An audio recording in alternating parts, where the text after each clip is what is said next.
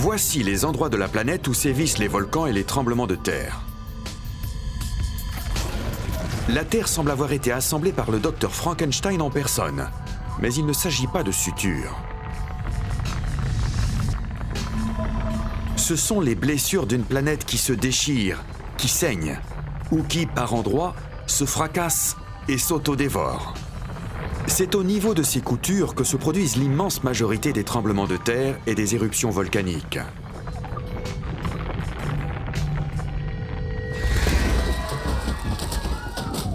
Mais pourquoi la Terre est-elle aussi agitée? Qu'est-ce qui fait trembler la Terre si violemment, fait exploser les volcans de manière aussi meurtrière et fait grimper les chaînes montagneuses à des hauteurs aussi vertigineuses? La réponse? La tectonique des plaques. La lave n'est que la partie visible d'un phénomène caché. Le responsable? Le magma en fusion qui se trouve sous la croûte terrestre. La surface du globe est divisée en une dizaine de plaques de tailles différentes qui glissent et s'entrechoquent, telles des autotamponneuses. Les plaques, malgré leur masse énorme, flottent car elles reposent sur un matériau plus dense encore. Les plaques continentales sont plus légères que les autres. Elles sont composées de granit. Bien qu'elles puissent sembler lourdes de premier abord, elles s'apparentent davantage à un couvercle de polystyrène recouvrant le magma, véritable cocotte minute de roches en fusion. Les délimitations entre les plaques tectoniques sont bien souvent invisibles à l'œil nu, cachées sous les océans.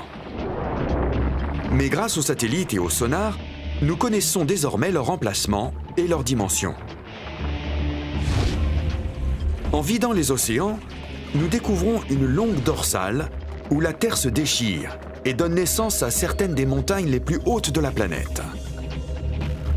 Les plaques entrent en collision, s'éloignent et glissent les unes contre les autres. Le magma jaillit afin de combler le vide, formant ainsi une nouvelle croûte.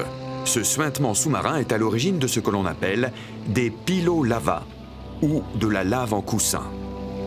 Ce phénomène est observé lorsque la lave brûlante durcit quasi instantanément au contact de l'eau glacée.